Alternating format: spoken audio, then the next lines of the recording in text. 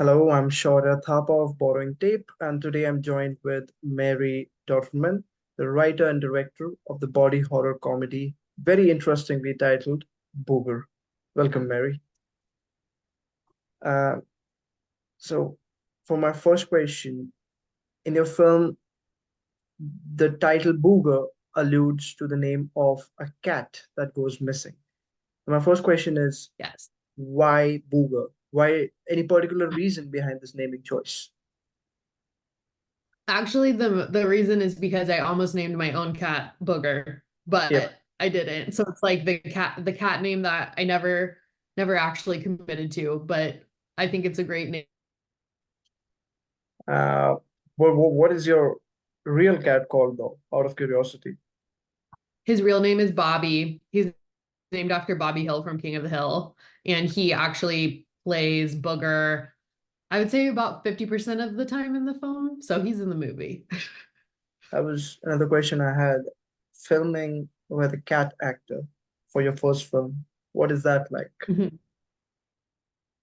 It was definitely challenging. I had worked with cats before in commercials and um you need to account for more time. You have to and also Bobby being my own cat, I kind of knew what he could and couldn't do, but he's a biter, so that's why biting that there's a cat bite moment in the film, but that actually was we redid that shot I think four times. Like my DP is a friend who lives nearby and he came over and we kept trying to recapture it to get the exact right angle. So it was a challenge to get the cats to do exactly what I wanted them to do, but it's very fun to have them on set.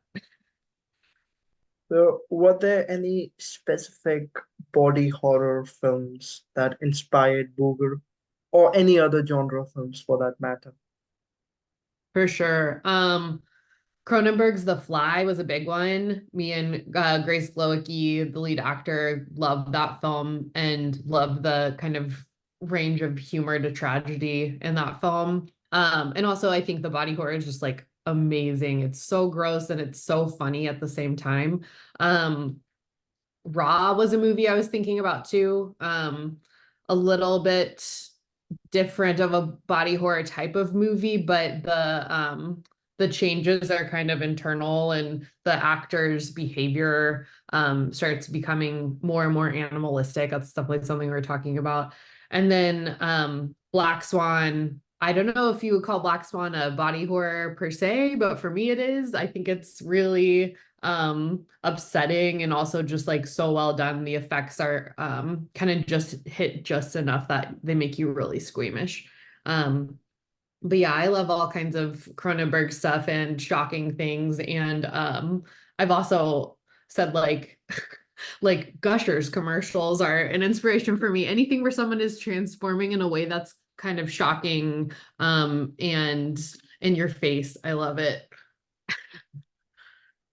So, I mean, like, it's not exactly a body horror, but while watching Booger, I also could thematically get remembered of Swallow. Have you seen Swallow? Yes, very upsetting. Yeah.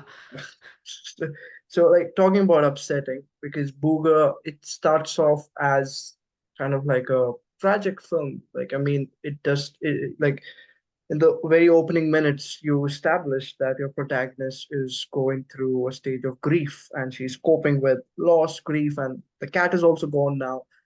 But then there are moments where I'm laughing throughout, like there's this bleak sense of humor.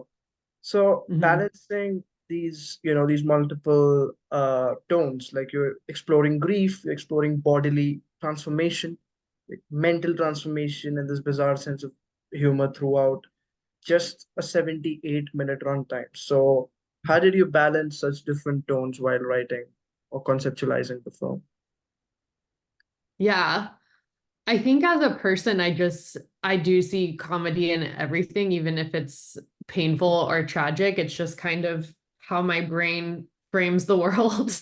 Um, I think that like the themes of the film about grief and loss are something I definitely take really seriously and felt a lot writing it and putting this character through it. but I also think just existing in the world is so awkward. Being a human is so awkward.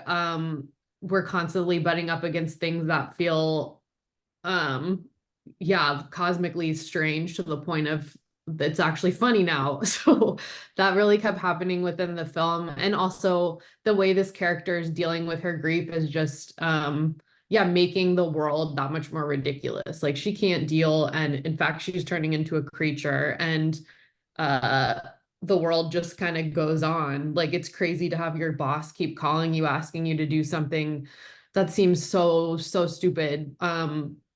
When you're going through something really tough, but it's also kind of funny and kind of cringy at the same time. But how's the transition been from directing short films and commercials to your own full-fledged feature directorial debut? So how's that transition been for you? Yeah, it's been kind of just a gradual stepping stones from one thing to the other. I feel like it was really nice. I worked with a lot of the same crew on my shorts and my commercials as this feature, so we all kind of knew my brain fairly well. Which like explaining now, it's like explaining my humor, explaining the kinds of things I gravitate towards. It's nice people kind of get that and what we're all coming together to make. Um, but it is so much easier to keep the world of a 3 minute film or like a 60-second commercial in your head while you're making it versus like, oh, this is the entire character arc. We're shooting out of order because this is a low budget film. So we're kind of like block shooting on these locations. It's a lot more story and emotion and character to keep in your mind all at once. I'm lucky I was surrounded by a really great team. My producer, Lexi Tannenholtz, had been developing the project with me for a long time. And then Grace Glowicki, who plays the lead Anna, is a writer director herself. So her brain is just like, she's thinking beyond just the simplicity of the scene. And she really understood um, the whole project as well. So I'm just so lucky that she said yes and was on board for this film. I feel like it was invaluable. Yeah. And now coming to the technical aspects of your film, where was Booger filmed and how long did principal photography take you? We shot it all in Brooklyn, Yeah. mostly in Bed-Stuy. Some of it's my apartment, some of it's my sister's apartment, some of it's our DP's apartment. So definitely a lot of a lot of love from the crew to make it all happen. I that's authentically where the story took place as I was writing it, so it felt really right. It is hard to shoot in your own home, though I don't recommend it if you don't have to. Um, and our principal photography was 15 days in July 2022. So we took weekends off, which was really great, but we shot 3 weeks in a row.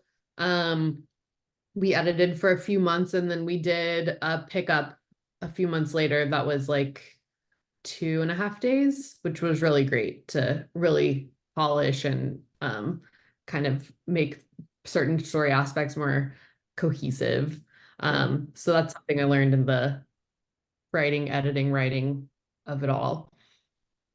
You know, given that this is your first film as a director, and but like body horror is such a genre that it can have its repetition, like it can be monotonous at times, like from Franz Kafka's Metamorphosis to the Cronenberg films. Like there are certain tropes that get checkboxed in every body horror film, but for audiences who are watching Booger, what word of advice would you like to give them, like while they're watching it, to not see it as just another body horror film? Yeah, and this movie, it's definitely not all about shock and being as disgusting as possible, though I hope it disgusts people. It's really the manifestation of this character's emotions and how it feels to go through something so internal and struggle with something all alone. Um, of course, like it's going to manifest in some way. And in this particular movie, it's manifesting in these like disgusting hairballs she's throwing up. So it's all tied to her journey through grief. And I hope that that is something a lot of people can identify with and understand. But yeah, we're still trying to make the visual exploration of something so messy about life. It makes sense to me that that's where the story went for me. Right. Now, obviously, like you filmed this way back in 2022, if I'm not wrong. And now that the film is finally going to be out this weekend, um, your future projects, would they still hark back to genres like horror, or would it be something totally different? Yeah, in general, like the stuff I'm working on now and interested in exploring is kind of genre mashup. Like I think there'll always be a thread of humor in my work, but I'm not at least right now, I'm not terribly interested in doing something that's very straightforward. Yes. I'm working on one thing that's going to be more of a comedy thriller that gets really ridiculous and bloody. And I'm working on some other ideas that are have more supernatural elements, but my the way my brain kind of connects ideas is just like um where's the really strange visual world we can go to explore some of these emotions and what do I think would be the most interesting story, most unexpected, and um get to kind of take you on a ride you weren't expecting. All right, Yeah, Mary, thank you for your time. I'm done with my questions, but if you want to add anything else, feel free to do so. We have some more time. And awesome. yeah, and best of luck for your film. It comes out this Yeah, week. And just again, like this is not related to your film, but we talked about body horror films, and you mentioned some of your favorites, like The Fly. But what would be your favorite cat film? my I mean, favorite cat film. yeah, I mean, there aren't many that I can think of, but still, if you would know, I as a cat, have Yeah, I have an answer. House, the Obayashi movie from uh, 1978. the Japanese one, Uh, yes, obsessed Housing. with that movie. Yeah. And then as a kid, there's this I've actually just bought the DVD because I couldn't stop thinking about it. But this movie called Thomasina, and it's about a girl who has an orange cat that keeps and the cat's nine lives. But there's like it's just like a very gentle like 1960s children's film, but there's some really absurd set builds and like supernatural elements when the cat dies that are so cool and so strange that they're in a kid's film. All right, that's interesting. Thank you for your time, Mary. Yeah. My favorite cat film will always be Alien. So like, Oh, as Steve, hell yeah.